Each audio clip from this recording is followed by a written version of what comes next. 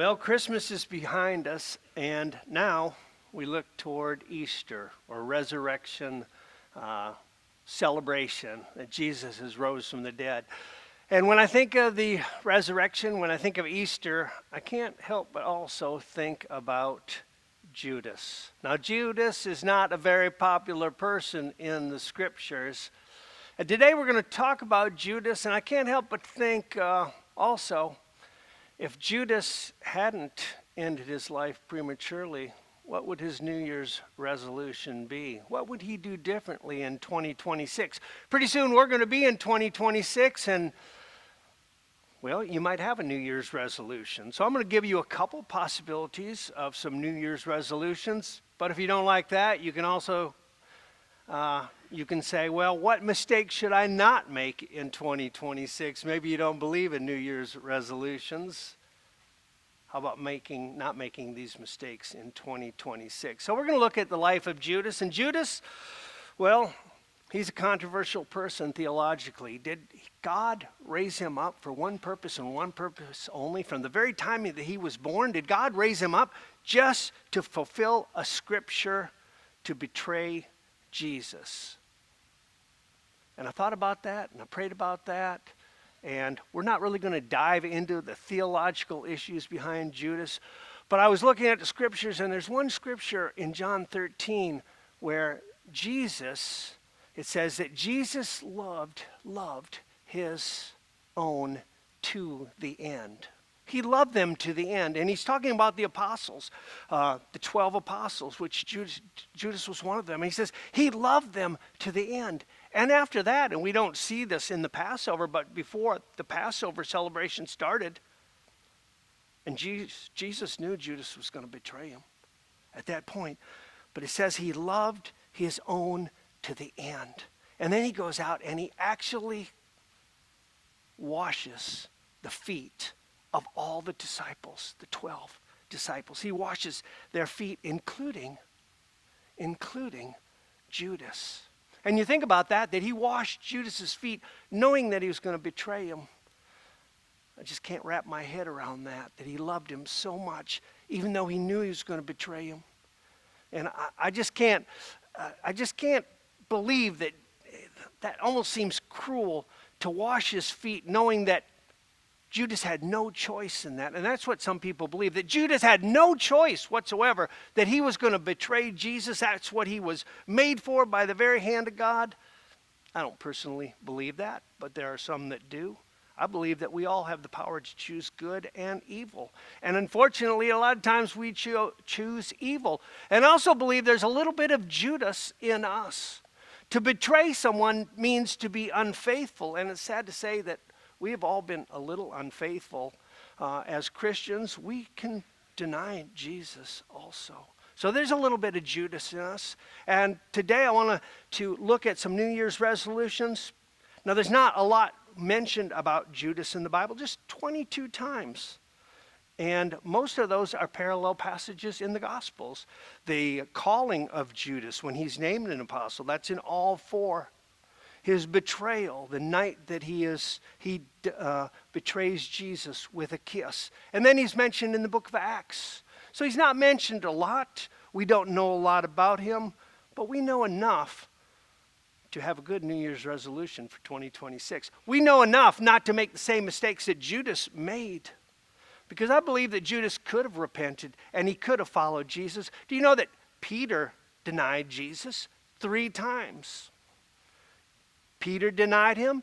The Apostle Paul, my goodness, he killed Christians. How worse can you get than that? But yet God is going to use him in a mighty way. I believe Judas could have repented and his life could have been different. And if his life would have been different, what would he have done differently in the new year? First of all, I want to look at John 12, 1 through 8, if you have your Bibles here. And we have a Bible expert, by the way. When I did this sermon, there's a Bible expert that you can all look to. Someone that knows everything about the scriptures right here in this sanctuary today. You know who that is? It's not John Womack. It's not Zachary. It's a person called Siri. She is so smart. You don't need a thesaurus anymore to find a scripture. All you got to do is, hey Siri, where does it say in the Bible this? And up it pops. I mean, Bible study has really gotten easy. And Siri is an expert, though she doesn't admit to it. John 12, 1 through 8. Then 6 days before the Passover, Jesus came to Bethany, where Lazarus was, who had been dead, whom he raised from the dead. There they made him a supper, and Martha served, but Lazarus was one of those who sat at the table with him. Then Mary took a pound of very costly oil of spikenard, anointed the feet of Jesus, and wiped his feet with her hair. And the house was filled with the fragrance of the oil. But one of the disciples, Judas Iscariot, Simon's son, who would betray him, said, "Why was this fragrant oil not sold for 300 denarii and given to the poor?" This he said, not that he cared for the poor, but because he was a thief and had the money box, and he used to take what was put in it. But Jesus said, "Let her alone. She has kept this day of my burial. For the poor you have with you always, but me you do not always have." Well, my first New Year's resolution and your New Year's resolution may be, don't be greedy. Don't be greedy. Don't be greedy in 2026. Judas was greedy. And when I look at the life of Judas had a very special calling. Judas was called and selected by Jesus to be one of the apostles. There were 12 of them. He's last in the scripture to be mentioned, which in the Greek often means you are the least significant. Word order is important in the Greek. He's the last one to be mentioned in the list. But there were many disciples that day following Jesus. Many that left Jesus when he said, "You must eat of my body and drink of my blood." The scriptures tell us that many disciples that were following him left. But here were more than just 12 following Jesus. He had an entourage of people following him around. And Jesus is going to pick his 12 apostles. And he picks Judas, hand-picked by God. And then Judas is equipped for ministry. Judas is actually sent out right away to go out into the villages and to preach the gospel. And the ironic thing of it is that when he's sent out, Jesus tells the disciples as he sends them out, he says, "Don't take any money with you. Don't take an extra coat with you. Just go out because the worker is worthy of his wages." I find that ironic. Don't take any money with you. You don't need money. Just go on out and let the people take care of you. Judas was taught not to be greedy by Jesus. And then he traveled. Think about that. For 3 years, he travels with Jesus. And he hears all those sermons by Jesus to love your God with all your heart, all your soul, all your mind, all your strength, to love your neighbor as yourself. But yet he is greedy. He has this strong desire for money. And it overwhelms him to the point where it says Satan enters his heart. Because all he could think about was that money. And somewhere along the line, Judas went wrong. And I think about it, how Judas probably went wrong. As we study the disciples, they really thought that Jesus, while he was on earth, that Jesus was going to establish a kingdom on earth. You see that when the disciples were arguing who would be at his right and who would be his left. And would he establish the kingdom on earth? Now, Judas was really thinking, hey, this is going to be a good gig. That's what I believe anyway. That if I follow Jesus, I'm going to get a lot of money. He's going to set up his kingdom, and he's going to get rid of the system that's in place right now. And make no doubt about it, the system that was in place during the time of Jesus was a big money-making scheme. You all have those Chuck E. Cheese coins maybe laying in your house. Probably never use them. Well, Chuck E. Cheese is making money off of those things. Well, Chuck E. Cheese Corporation didn't come up with the idea of having their own token. All they had to go back to was the time of the Jewish temple. And to go into the temple, you couldn't take regular money and go into and give your offering. You had to have money changers. And the money changers made a little bit of money. And the Sadducees and the Pharisees and the religious leaders made a little money off of that. They made a lot of money off of that. And not only that, if you were going to take your offering, if you had a sweet little lamb and you were going to sacrifice that lamb, give it as a sacrifice? No, no, no, no. You have to buy the temple lamb approved by the priests.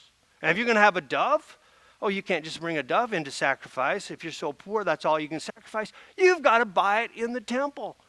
And I think Judas saw, wow, if I follow Jesus, I'm going to make a lot of money because he's going to kick all those people out. And man, think of all the money that can be had.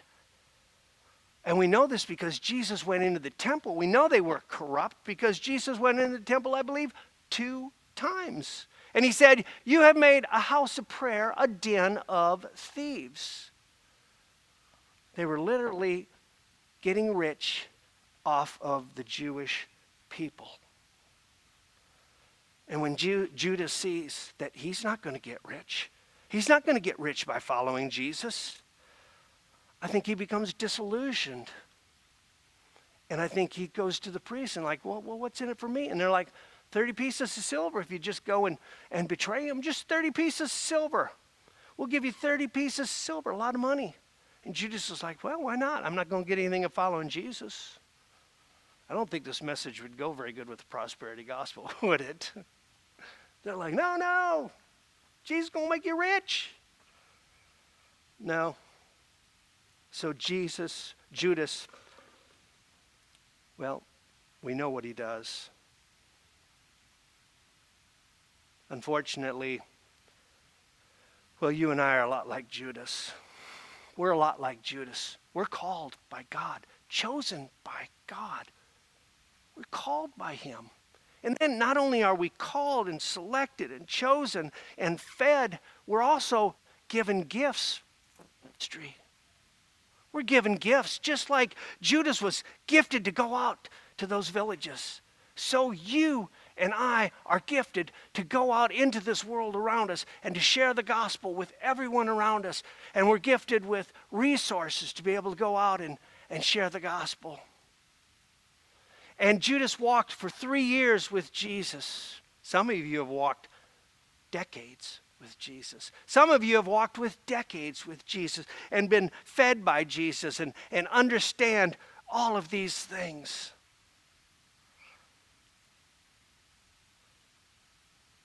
Spending all that time learning from Jesus. Well, in 2026, let's not be like Judas. Let's not be greedy. And I'm going to give you 3 practical things that you can do. First of all, acknowledge that it all belongs to God. The world is his, the scripture tells us, and everything that is in it. The world belongs to him. Everything you have, all you are is a steward. You came into this world with nothing, and you shall certainly leave this world with nothing. I heard about a man, he was very wealthy, and on his deathbed, he told his wife, sell everything I have, and I want you to put the money in a casket. So the man's buddy at the funeral came up to the wife, he said, did you put the money in the casket? And she said, yes, I certainly did. I wrote him a check.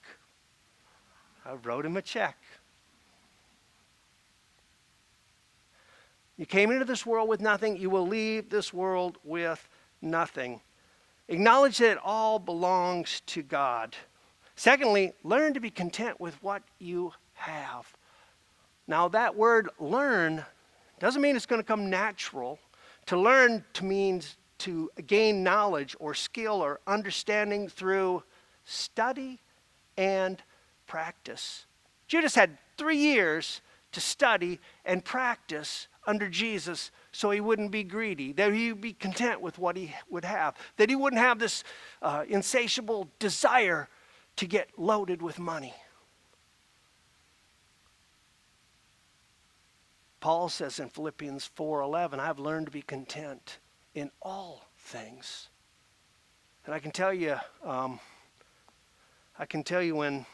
when we started out, I was going to put a picture of our house, what it looked like when we started out, but we just had an old house that was falling down, and Lily and I, we came back from Surrey County, and we had fixed up a house down there, renovated it, never got to live in it, sold it, came back to Buckingham, and we put a 12 by 18 room on the side of that house. And the house was so bad that the guy that was living in it, when the chimney caught on fire, he called my father-in-law. He was renting. He said, do you want me to call the fire department or just let the house burn down? That's the kind of shape the house was in. And we renovated that house, and some of you have been there. It's very nice. But it wasn't when we first started out. It was pretty much a wreck, and we completely gutted it. But we lived in that little 12 by 18 room, and I think we had like 5 cats at the time, too, because our cat had kittens. 12 by 18, we didn't have a bathroom. We had a potty bucket. We lived in that thing for a year. We didn't have running water. Lillian went down every day when she went to work, and she went and took a shower at her mom and dad's house. I took one once a week, whether I needed it or not. Can I tell you, just young people, we were content. We were happy. We didn't have much. We were happy. I can say we were just happy then as we are now. I've learned to be content in all things. That takes study, and that takes practice to be content.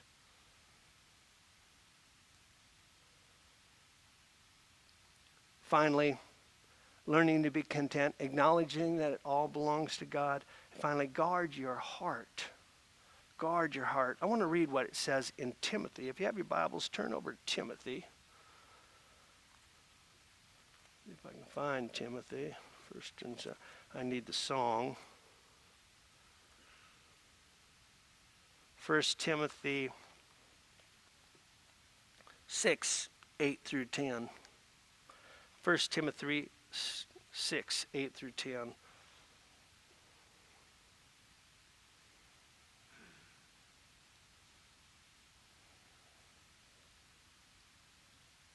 Now godliness with contentment is great gain, for we brought nothing into this world, and it is certain we can carry nothing out.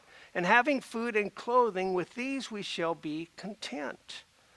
But those who desire to be rich fall into temptation and a snare, and into many foolish and harmful lusts, which drown men in destruction and perdition.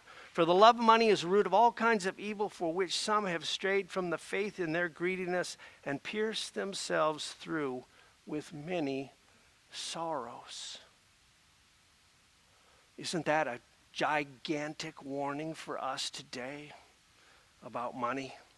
Ben Franklin said, money has never made man happy. The more one has, the more one wants. In 2026, let's not make that mistake. Let it be our resolution to not be greedy. But secondly, don't be guilty of sin in 2026. In Matthew 27:4, as we study the life of Judas,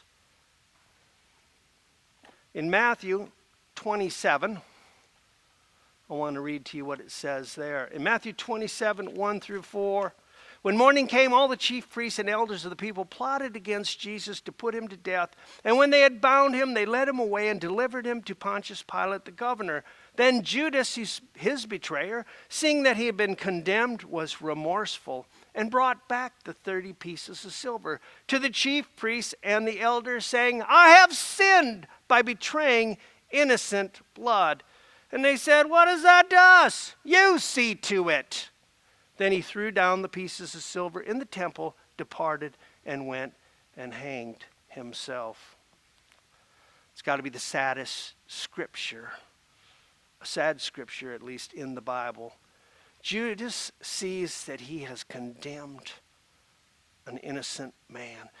In 2026, let's not be guilty of sin. In 2026, let's not be guilty of sin. And I'm going to look at non-Christians first. See, the priests are really helpful. Well, you take care of it. You did this thing, you take care of it. And Judas is going to use his own standard of judgment. Well, what I've done is so terrible that I deserve death, so I'm going to take myself out. And that's going to, that's going to fix the problem, and that's going to make God happy, and you take care of it. But really, if you're not a Christian today, can you take care of it? Can you take care of it? Can you take care of your sin problem? You stand condemned before a holy God. Can you fix your problem? And a lot of people think they can. They think by being a good person. They think by doing good works. They think by following the 10 Commandments. I don't know how many times I've heard it said, I just try to be a good person, everything will be all right. Well, no, it won't be all right.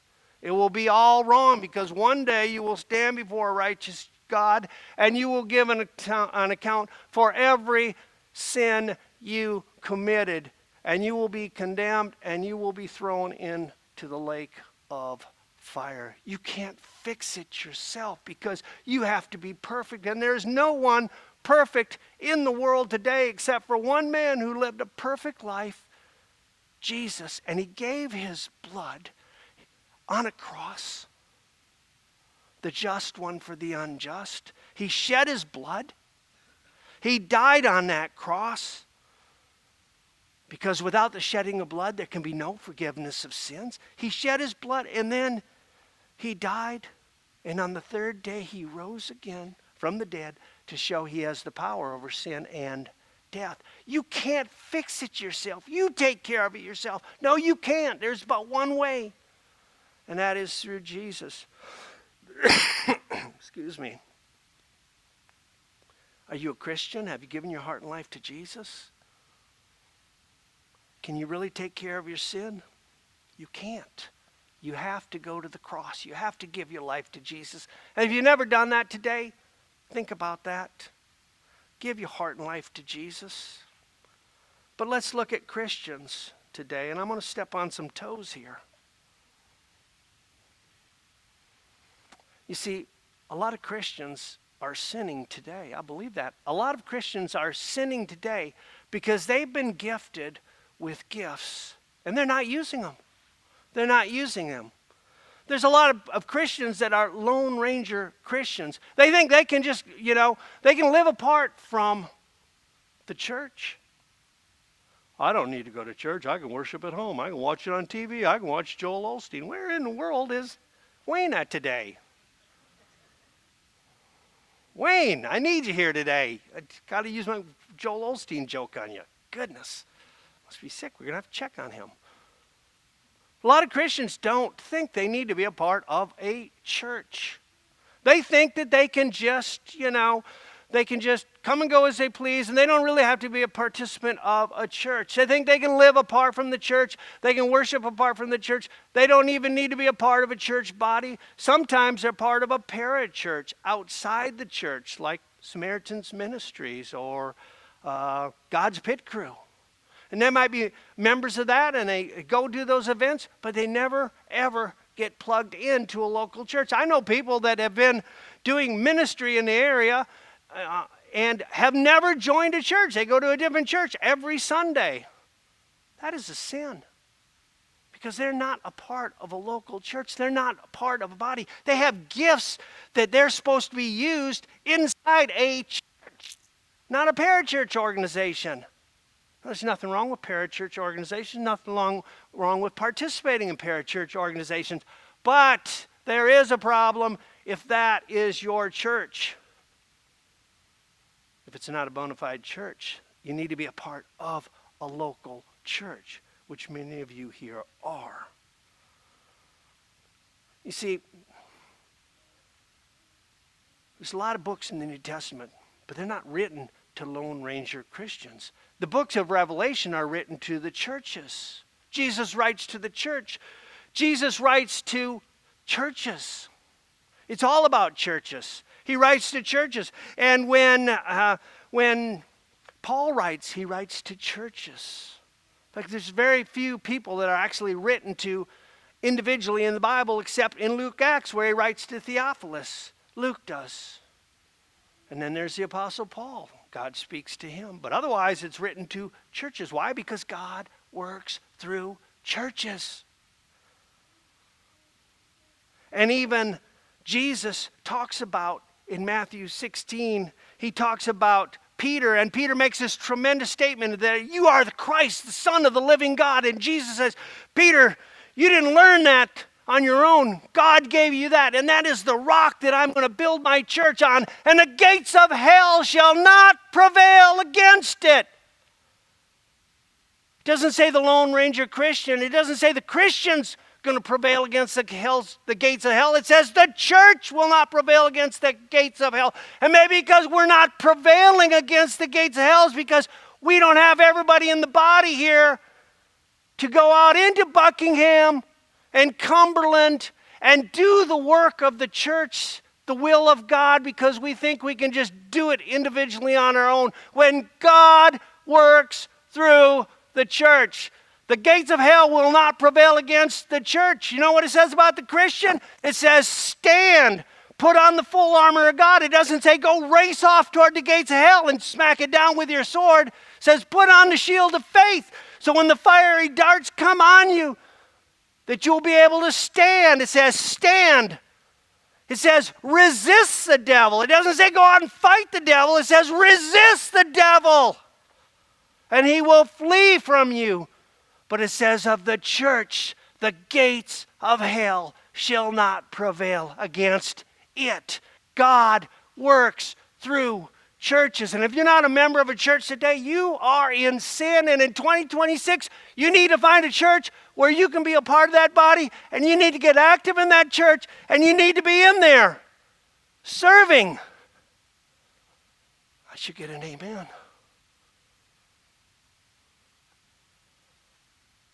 It is part of God's plan to be a part of a local church, not a parachurch organization. That's all right to serve there, but you got to be in a church too. You got to be a part of the body. It's all about churches. And even our missionaries, when we go out to find those people of peace, to witness to those people of peace, but then to start a church, because they know churches multiply and multiply and multiply. And if they don't just go out and witness to a lot of people and say, oh, they got saved. They say, no, we'll witness and then we'll get you plugged in. When we do disaster relief, we don't just go out and fix somebody, help somebody in a time of need. We witness to them. And if they get saved, we don't say, all right, we're going back we've been in Vermont. It was lovely here. We're leaving. We're so glad you got saved. No, we take their names. We go down to the local church and we say, Pastor, this person just made a profession of faith. You need to go down and talk to them and get them plugged into your church. Why? Because God works through churches. And some of us today may not be using our spiritual gifts. Some of us may not be a part of this local church. And it doesn't have to be Maysville. It can be anywhere. You can be listening on Facebook right now. You need to be a part of a church. You need to be plugged into a church. And I hear people, church it's just an organization, and I don't want to be a part of it.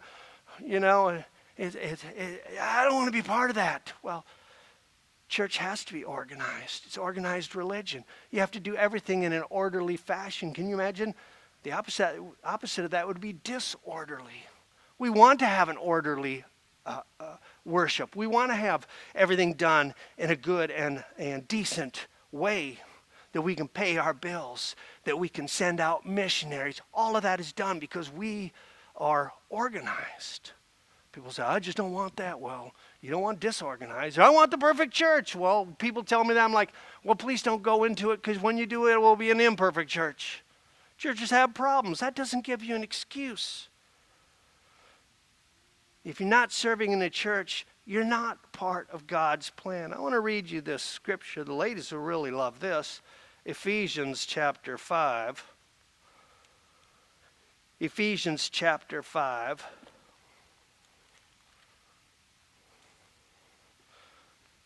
Verse 25. Husbands, love your wives, just as Christ also loved the church and gave himself for her, that he might sanctify and cleanse her with the washing of water by the word, that he might present her to himself a glorious church, not having spot or wrinkle or any such thing, but that she should be holy and without blemish. So husbands ought to love their own wives as their own bodies.